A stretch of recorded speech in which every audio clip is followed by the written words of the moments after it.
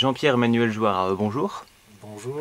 Vous avez publié aux éditions L'Harmattan dans la collection Ouverture philosophique, Passion de la pensée, lecture de Heidegger. Alors votre livre se présente comme une lecture de Heidegger, mais Heidegger, justement, soit qu'on admire son œuvre, soit qu'au contraire on la rejette, fait partie déjà, peut-on dire, de l'histoire de la philosophie. Pourquoi alors cette lecture ? Oui, je voudrais d'abord remarquer qu'il y a une actualité Heidegger, une actualité philosophique, c'est-à-dire qui ne relève pas du fait divers, en particulier en France, tournant autour de la question de la traduction.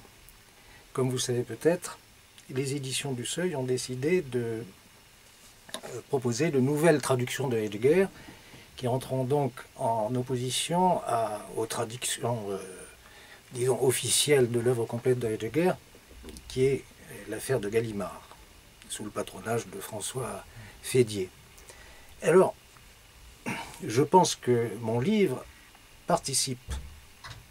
appartient à cette actualité. En effet, comme vous le dites sous le titre de Passion de la pensée, ce que je propose, c'est une lecture de Heidegger, et donc pas quelque chose, justement, qui relèverait plutôt de l'histoire, entre guillemets, qui serait Heidegger et, comme il y a tant de livres, Heidegger et les Juifs, Heidegger et le nazisme, Heidegger et le bolchevisme, etc. Ou bien, autrement, Heidegger et sa cruche, Heidegger et ses femmes, Heidegger et sa forêt noire, son bonnet de nuit, comme par exemple, comment s'appelle-t-il, cet auteur autrichien parle de Heidegger. Ce n'est pas ce genre de livre. Pour dire les choses, peut-être trop simplement, l'homme Heidegger ne m'intéresse pas précisément, ou en tout cas pas suffisamment pour que je lui consacre un livre tout de même important. Ce qui m'intéresse, c'est le texte Heidegger. Ce texte, ou plus exactement ces textes, cette pensée-là qui nous arrive par et dans ces textes, dont on peut dire qu'elle est la pensée de l'être ou le commencement. C'est une de mes thèses de la pensée de l'être. Heidegger, pour moi, c'est le nom du commencement de cette pensée. Donc, Heidegger, c'est d'abord le traité de 1927, Être et temps, Sein und Zeit, puis 10 ans plus tard, 1936, les contributions à la philosophie, les Beiträge zur Philosophie. Pourquoi alors lecture de Heidegger? Et la réponse est très simple, elle peut paraître présomptueuse. Il n'a pas encore été vraiment lu. Il le constate lui-même, et c'est d'ailleurs plutôt chez lui, comme penseur et comme écrivain, plutôt qu'un constat, une plainte. Ceux qui se prétendaient ses lecteurs ne voyaient dans Être et temps que ce qu'ils s'imaginaient savoir, parce qu'ils l'avaient toujours déjà entendu dire, à savoir une recharge du sujet des modernes, le sujet cartésien ou kantien, un volontarisme kitsch, et finalement une métaphysique, quand on savait bien, exemplairement par Nietzsche, l'épuisement de cette disposition métaphysique de la pensée, en bref platonicienne, distinction du sensible d'un côté, de l'intelligible ou suprasensible de l'autre. Suivant cette pensée, l'être proprement dit, est du côté du suprasensible. Le sensible ne nous en donne jamais qu'une apparence ou qu'une image ou qu'une copie. Il n'y a donc d'approche de l'être que d'ordre théorique, discursif, intellectuel. Mais, précisément, l'unique question, selon Heidegger, est celle de l'être dans son unicité. C'est-à-dire de l'être bien avant le partage du sensible et de l'intelligible. Et alors, du même coup, cette question de l'unicité de l'être devient celle du sens et de la vérité de l'être. Elle ne peut jamais se déployer comme une ontologie, serait-elle fondamentale. Une ontologie, c'est-à-dire un discours ou une théorie, un discours sur l'être ou une théorie de l'être. Alors, une lecture de Heidegger découvrirait donc une pensée qui n'appartient plus à l'ontologie. C'est au moins une approche déconcertante. Pour tout le monde, Heidegger signifie précisément l'ontologie, un discours abstrait qui ne se préoccupe guère de la réalité concrète des choses, de l'étant, et s'en tient à l'être, ou à ce qu'il appelle le sens de l'être. Pouvez-vous préciser votre perspective? Absolument, pour tout le monde. Pour tout le monde. Heidegger pour tout le monde, c'est Heidegger lu précisément avec les lunettes de la métaphysique. C'est donc la différence, ce qu'il a apporté, que tout le monde sait, il s'agit de l'apport de Heidegger, la différence ontologique de l'être et de l'étant, est rabattue dans cette lecture sur la différence justement platonicienne du sensible et de l'intelligible. Alors évidemment, c'est à contresens de l'effort de Heidegger de penser l'unicité de l'être. J'ai parlé d'épuisement de la métaphysique. Alors, quand on parle du sens dans cette circonstance de la métaphysique épuisée, qu'est-ce qu'on veut dire? Épuisement de la métaphysique, il s'agit de ce que Heidegger appelle, dans les contributions, l'extrême détresse. Alors qu'est-ce que c'est que l'extrême détresse? C'est la détresse, dit-il, de l'absence de détresse. Là, justement, où toutes les questions sont de pseudo-questions, des questions pour rire ou pour de rire, comme disent les enfants, qui du reste n'intéressent personne. On fait semblant ou même pas. Alors, dans ce discours du semblant, où on fait semblant de questionner, le sens, il est du côté de la transcendance, c'est-à-dire de ce qui est au-delà, de ce qui est par-dessus, par-delà, derrière, tout ce qu'on veut.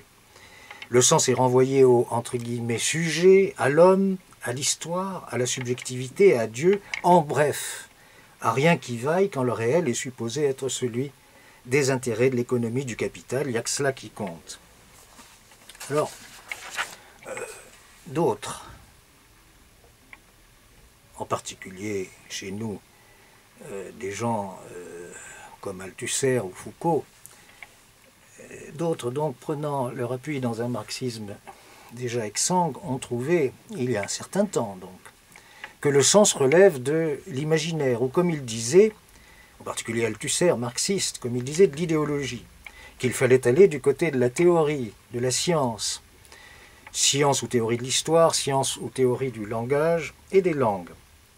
Ce dispositif est le dispositif, dirais-je, de la non-pensée de ce XXe siècle, obnubilé devant le gigantesque, les mouvements de masse, la brutalité idéologique, les performances de la technique et l'efficace aussi des formalismes théoriques. D'un côté donc, on a le structuralisme, de l'autre ce qu'on appelle l'humanisme, ou plutôt le bavardage humaniste. Et au milieu, Hollywood. Telle est la situation de la pensée, elle est cette situation dans le XXe siècle, en particulier dans les années 50 du XXe siècle, elle est pour l'essentiel notre situation encore aujourd'hui. Je voudrais que vous remarquiez ce point.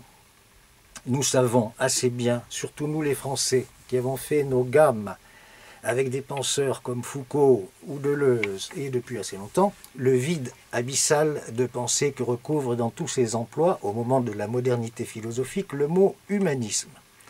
Or, le côté de la théorie n'est pas moins stérile et dépourvu et dénué de pensée que celui d'humanisme. Parce qu'enfin, si vous tenez vraiment à renvoyer le sens vers l'imaginaire, vers le nuageux, l'inconsistant, comme font les structuralistes, vous êtes immédiatement en position de débiter toutes sortes de discours entièrement dénués de sens, proprement absurdes, prétendant se garantir de n'importe quel dispositif théorique dont importe avant tout la supposée puissance combinatoire, satisfaisant l'esprit.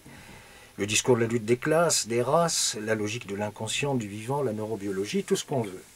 C'est, dit Heidegger, à mon avis très bien, un étranglement de la pensée.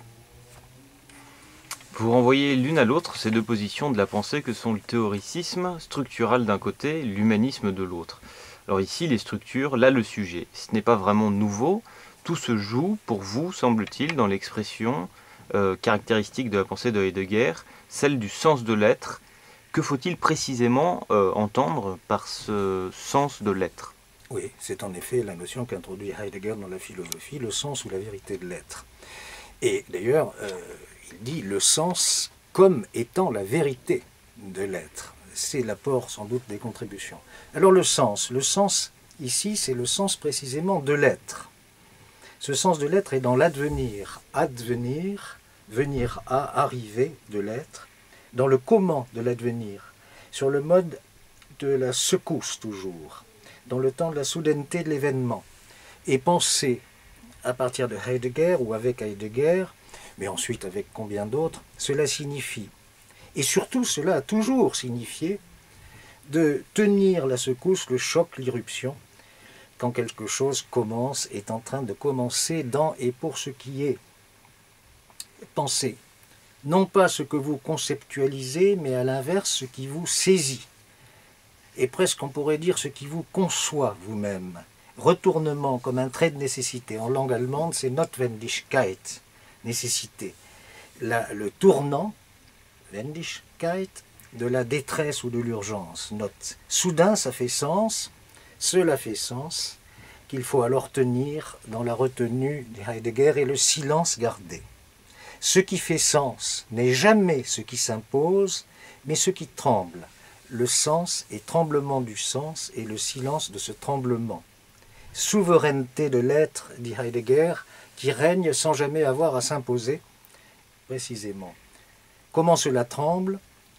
En nous les hommes, si du moins nous sommes des hommes capables du tremblement.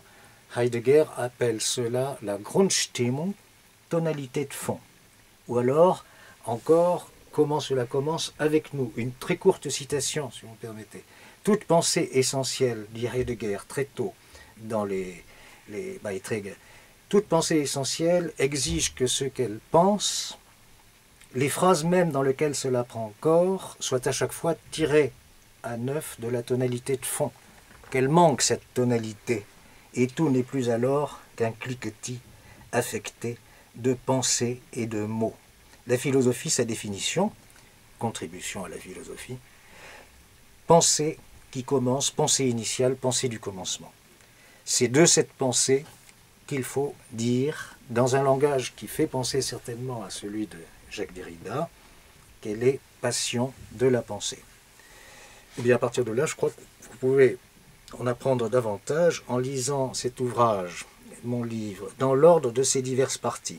La première partie traite du commencement ou des commencements, la deuxième du sens et de la vérité de l'être, la troisième de la tonalité du fond dont on vient de parler, de la vérité poétique, la quatrième enfin du passage du Dieu, du lieu souverain pour ce passage, à savoir le Dasein dans l'homme. Et puis je propose là, un peu brutalement, que dit une traduction, enfin une transposition plutôt qu'une traduction de cet intraduisible qu'est le mot Dasein, qu'il introduit dans Être et temps et de guerre. Eh bien je dirais que le Dasein, pensé tel qu'il est vraiment pensé Dasein dans les contributions, dit là où nous en sommes.